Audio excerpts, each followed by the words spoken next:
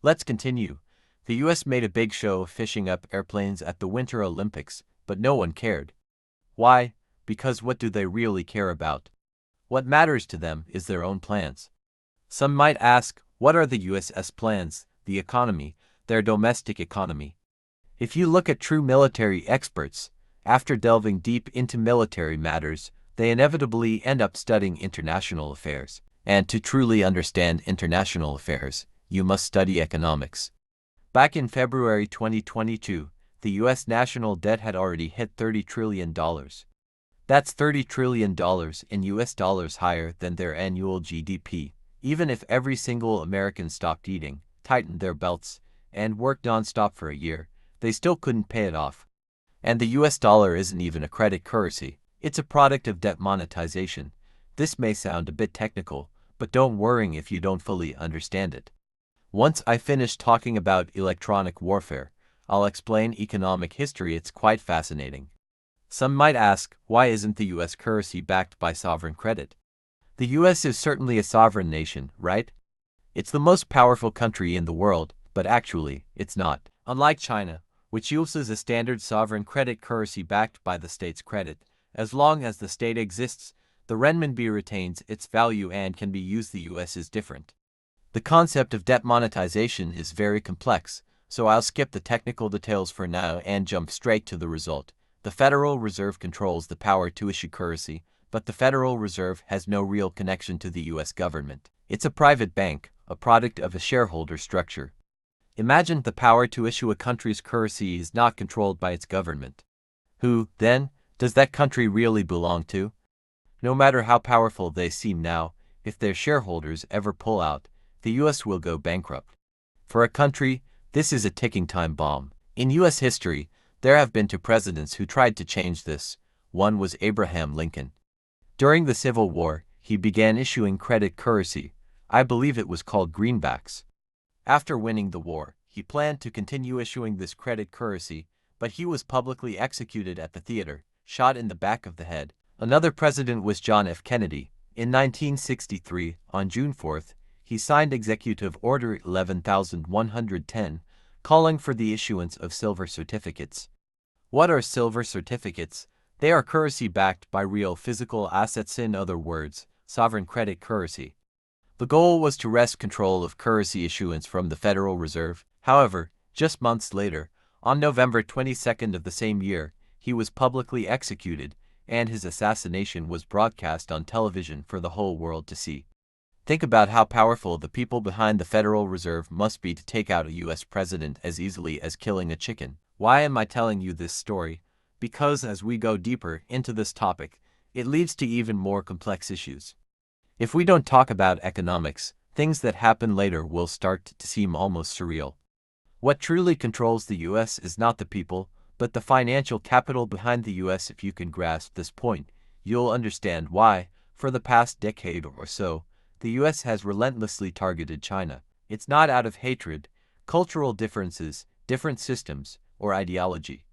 The real reason is that as the US military continues to expand, their debt keeps piling up.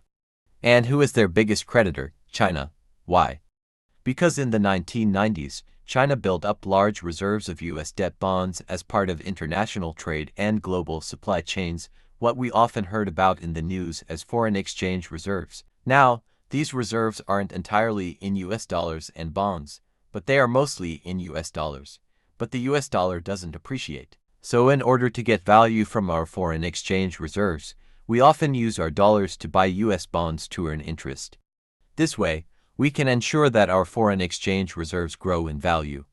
Because of this, we've accumulated a massive amount of US debt, and in the eyes of Americans, that debt is original sin. What does that mean? Look at European history. Whether it was Philip IV's destruction of the Knights Templar or the Holocaust during World War II, it all boils down to the same principle: eliminate your creditors. When you can't pay back the debt, what's the only way to solve the problem? Get rid of your creditor. That's why the US has always wanted to get rid of us. Some people might think, well, why don't we just sell all the US bonds we hold? That way, the US won't fight us anymore. Problem solved, but economics isn't that simple.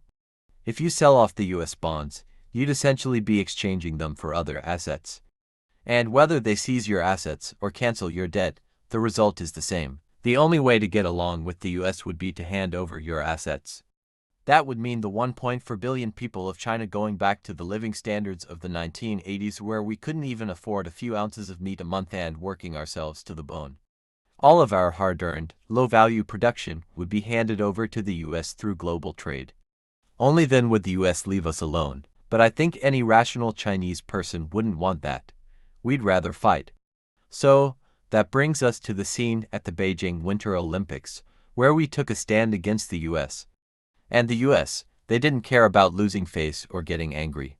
They knew they couldn't gain anything from a conflict with China at that moment. China's electronic reconnaissance ships are too advanced, aircraft carriers alone wouldn't stand a chance. The US had to return home to regroup.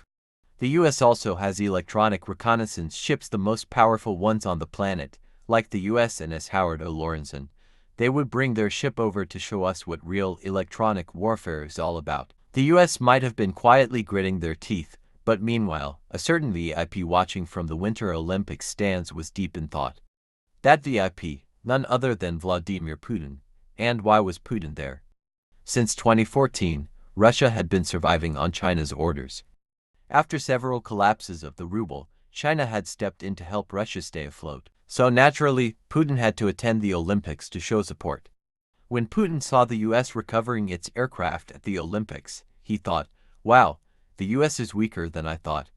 He had expected them to be tough, but here they were, taking a beating from China without a peep. If China can handle the US like that, maybe I can too. Now, it's important to note that Putin wasn't just daydreaming. He had already been planning something. Speaking of this, we need to take a detour. Why? Because if we don't explain a bit about the situation in Russia, you won't understand the events that follow. Once you grasp what's happening in Russia, the rest will be incredibly fascinating. So bear with me while I digress and briefly discuss what's going on in Russia. After the Soviet Union collapsed, Russia imploded. In previous episodes, we've mentioned repeatedly that we also played a role in this, and not just a small one. But we never intended to destroy them, we just wanted to weaken them to relieve the pressure on our northern borders. Not only did we not want to destroy them, but the US didn't want that either. At this point, some people might be confused. Weren't the US and Russia bitter Cold War enemies, almost engaging in nuclear war several times? Why wouldn't the US want Russia gone?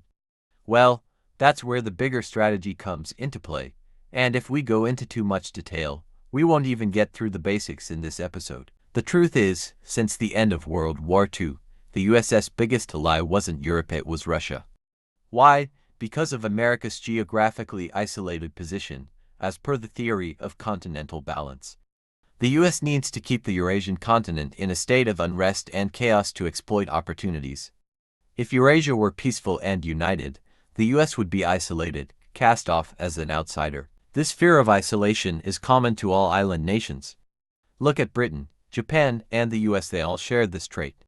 To survive and participate in the global economy, island nations must destabilize the continent, acting as disruptors to provoke conflict among continental powers. The British mastered this strategy, Japan tried but failed. The US, having evolved from British tradition, also follows this strategy. So, after World War II, with Nazi Germany defeated, if the Soviet Union and Europe had united to develop their economies and participate in trade, there'd be no role for the US to play. Russia had energy, Europe had industry, Ukraine had agriculture, and the Soviet satellite states had light industries. What would the US do? Just stand around watching. That's why, since World War II, America's true ally has been the Soviet Union.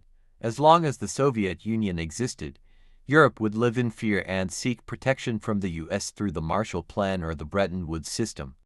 This was also the purpose of NATO, to oppose the Soviet Union.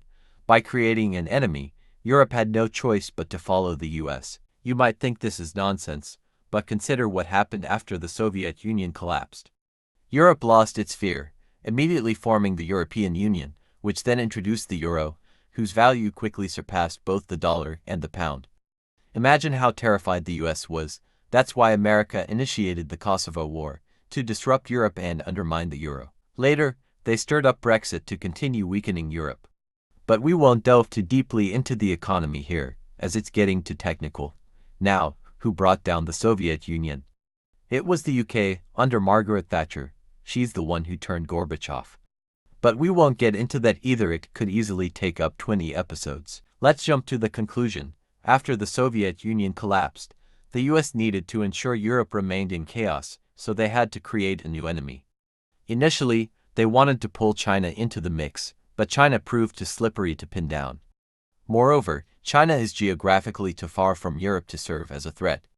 So, they turned back to Russia, now known as the Russian Federation. In the early 2000s, Russian leader Vladimir Putin didn't see through this geopolitical logic. He genuinely wanted to build good relations with Europe, engaging in trade and participating in European economic integration. At one point, Putin even suggested that Russia join the European Union and NATO. Yes, he actually said that. But America just smiled, thinking NATO was created to oppose you. If you join NATO, what's the point of NATO existing? They made it clear that NATO's purpose was to counter Russia. Meanwhile, NATO kept expanding eastward, edging closer to Russia's borders. By 2014, Ukraine was all that stood between Russia and NATO. If Ukraine joined NATO, the consequences would be dire. Just look at a map. Although Russia is vast, its capital, Moscow, is located in the far west, reminiscent of how China's Ming dynasty had its emperor near the border. If Ukraine joined NATO, NATO's front line would be right on Moscow's doorstep. Belarus would be completely encircled, and Belarus and Russia are almost inseparable. So in 2014, when NATO wanted to bring Crimea into its fold, could Russia tolerate that? Crimea had been part of Russia since the 1700s, but when Khrushchev was in power during the Soviet Union, he inexplicably handed Crimea over to Ukraine. At the time, it didn't matter much since it was all under the Soviet Union anyway. But after the Soviet Union dissolved, Ukraine took Crimea with it. Yet the people of Crimea always wanted to return to Russia. In 2014, Ukraine's pro-Russian forces were being sidelined, and there were moves to bring Crimea into NATO. Russia couldn't accept that and promptly sent troops to seize Crimea. In fact, the people of Crimea welcomed the move, wanting to return to Russia. But from an international law perspective, Russia's actions were considered an invasion of Ukraine. From that point on, Russia could never hope to join the European Union, which has a rule barring countries with border disputes from joining. NATO continued its eastward expansion, and from 2014 onward, Putin gradually gave up on integrating Russia with Europe, drawing closer to China instead. Before 2014, Putin didn't take China seriously, and even scorned doing business with China. Just look at the negotiations over the oil pipeline, what a headache that was. But after 2014, Russia and China began to form a strategic partnership. From 2014 onward, both NATO and the EU kept imposing sanctions on Russia. These sanctions didn't just start with the Russia-Ukraine war. They began in 2014 after the signing of the Minsk Agreement, when Russia and Europe severed ties. Although Russia continued to trade with the EU, it was mostly limited to energy. Moreover, NATO conducted annual military exercises in Ukraine, repeatedly demonstrating support for Ukraine and hinting that Ukraine's membership in NATO was only a matter of time. This drove Russia crazy. Do you think Putin could let Ukraine join NATO? When Putin took office, he boldly declared, "Give me 20 years, and I will give you a strong Russia." Now, 20 years have passed, and not only has Russia failed to become stronger, but NATO has also backed Russia into a corner. Putin, now in his 70s, probably lies awake at night, haunted by the promise he made. During one of those sleepless nights, he read a Chinese novel *The Three-Body Problem* by Liu Cixin. Of course, it was the Russian translation. I doubt Putin knows Chinese. I'm not trying to sell the book here, but I've read it 6 times myself. Why? Because I wanted to understand how these world leaders think, to grasp what drives them to collectively read this book. After finishing it, my entire worldview changed. Suddenly, everything in this chaotic world made sense, and even the mysteries of the universe became clear. I believe Putin had a similar experience after reading it and found inspiration in the book, evolving into the Wallfacer described in it. Thus, a Russian version of the Wallfacer project began. What is a Wallfacer, And what is Putin's wall facer project? We'll talk about that in the next segment.